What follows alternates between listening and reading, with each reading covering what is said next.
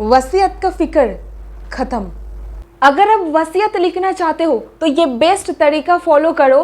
कोई भी in future आपका जो वसीयत है उसको चैलेंज नहीं कर पाएगा।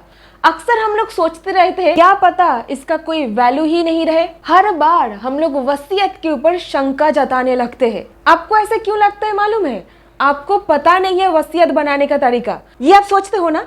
क्या आपके ये सोचने से वसीयत एक वीक यानी कि दुर्बल दस्तावेज बन जाता है? कुछ भी जी नहीं, विल को रजिस्टर करना मैंडेटरी नहीं है भारत के कानून के हिसाब से। अगर अब honourable supreme court of India के द्वारा दिया गया ये 11 फॉर्मूला को इस्तेमाल करते हुए कोई वसीयत बना लेता है तो उसको कभी भी कोई फेक फर्जी नहीं बोल पाएगा। तो इसीलिए मैं आपको दूंगी ये 11 फॉर्मूला के हिसाब से बनाया गया एक वसीयत, जो वसीयत आपको आगे चल करके एकदम मजबूती देगा। आपके बच्चे फ्यूचर में संपत्ति को लेकर के लड़ नहीं मरेंगे। वसीयत बनाने का फॉर्मेट। जजमेंट का नाम है Meena Pradhan versus Kamla Pradhan, supreme court of India. तो देखिए, सबसे पहला सूत्र, लिखने वाले की पहचान। पहले कोर्ट देखेगी क्या वसीयत उसी व्यक्ति ने लिखी है जिसकी ये आखिरी इच्छा है। नंबर 2, लास्ट विल होनी चाहिए। कोई भी पुरानी वसीयत नहीं बल्कि सबसे आखिरी वसीयत ही मान्य होगी। थर्ड पॉइंट, सब कुछ गिन करके लिखा गया हो। मैथमेटिकल एक्यूरेसी जरूरत नहीं है, बस एक साधारण बुद्धि वाला इंसान समझ पाए ऐसा काफी है।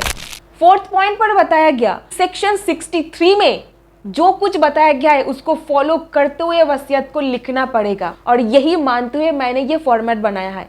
अभी देखिए, कोर्ट ने कहा सेक्शन 63 के अनुसार 2 या 2 से अधिक गवाहों की मौजूदगी में साइन होनी चाहिए। फिफ्थ पॉइंट, सामने साइन होनी जरूरी है।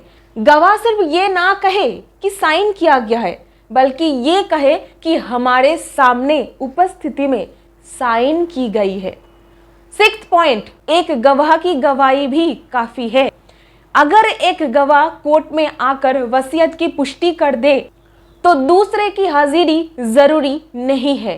सेवेंथ पॉइंट पर, अगर पहला गवाह ना आ पाए दूसरी गवाह को कोर्ट बुलावा भेज सकती है ताकि गवाह को पूरा किया जा सके। पॉइंट नंबर 8, माननीय सुप्रीम कोर्ट ने कहा शक को दूर करना जरूरी है। जो व्यक्ति वसीयत को कोर्ट में ला रहा है उसी को ये साबित करना होगा कि कोई भी डाउट या शक की गुंजाइश नहीं है। 9th पॉइंट पर ऑनरेबल कोर्ट ने कहा कि टेस्टेटर का साउंड माइंड होना, ये साबित करना होगा कि वसीयत लिखने के समय वसीयतकर्ता मानसिक रूप में एकदम स्वस्थ, एकदम अपने होशो आवाज से वो वसीयत में क्या लिख रहा है, एक एक वर्ड, एक एक लाइन उनको पता है। 10वीं पॉइंट, अगर धोखाधड़ी हुई है, फर्जीवाड़ा हुई है, इसका आरोप लगे तो वो आरोप लगाने वाले को ही साबित करना होगा। यहीं पर लास्ट पॉइंट की बारी, पॉइंट नंबर 11, सुप्रीम कोर्ट ने कहा शक सिर्फ कहानी नहीं होनी चाहिए। अगर कोई परिस्थिति संदिग्ध लगे तो वो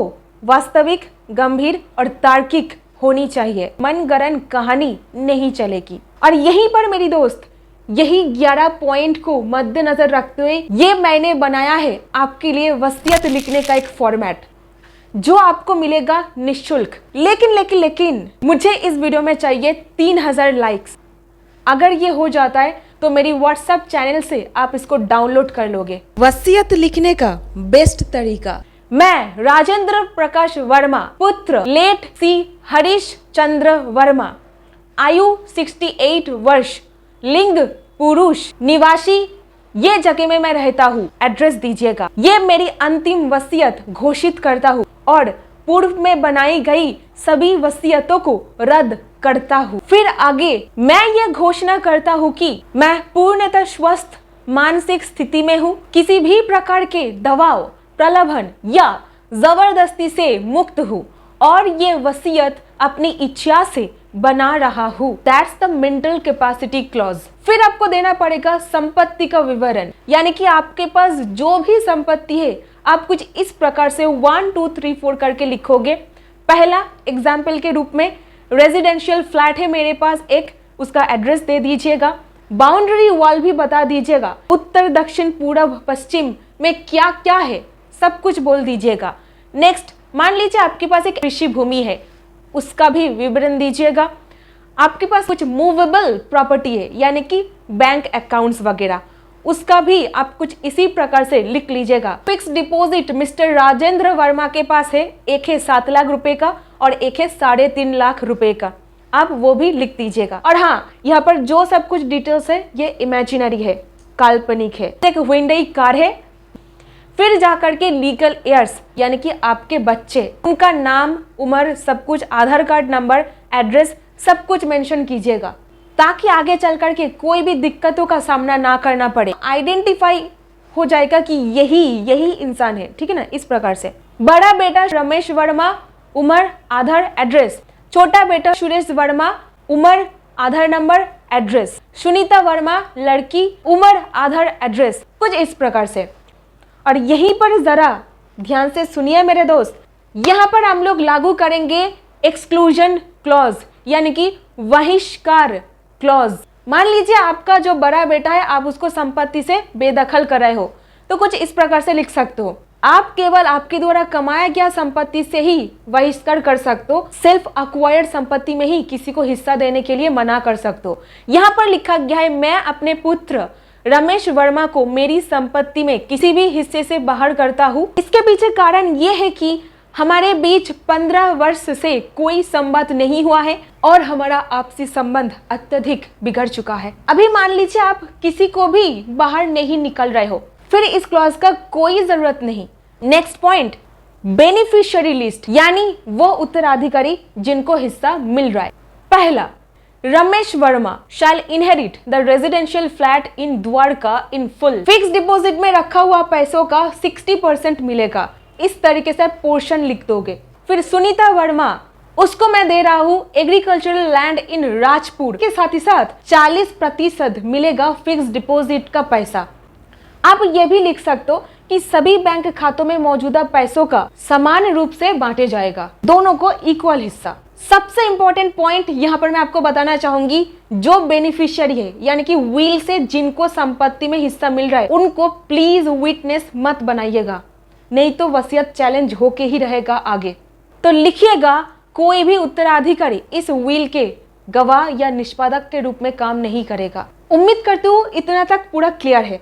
अभी नेक्स्ट पॉइंट आएगा, एग्जीक्यूटर अपॉइंटमेंट यानी कि निष्पादक की नियुक्ति।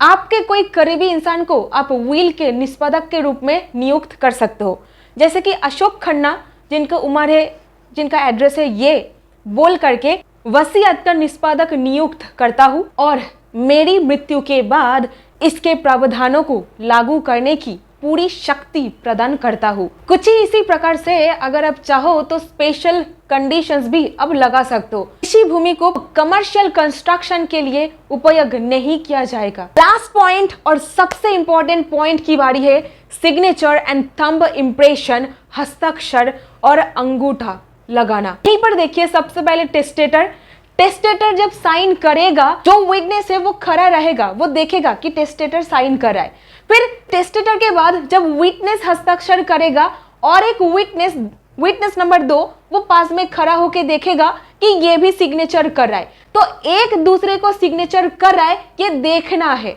यहीं पर आप रजिस्ट्रेशन क्लॉज भी लगा सकते हो, यानी कि पंजीकृत करने का क्लॉज। आप कह दोगे कि सब रजिस्टर ऑफिस द्वारका दिल्ली में ये वसीयत को रजिस्टर करवाया गया था। और यहीं पर क्या वसीयत को रजिस्टर करना जरूरी है? कानून के हिसाब से जरूरी नहीं है, लेकिन मान लीजिए कैसा होगा, एक बच्चा जन्म लिया है लेकिन उसका कोई बर्थ सर्टिफिकेट नहीं है। जस्ट इमेजिन कि उस बच्चे को कितना दिक्कतों का सामना करना पड़ेगा। पासपोर्ट नहीं बनेगा, एजुकेशनल इंस्टीट्यूशन में दिक्कत होगा।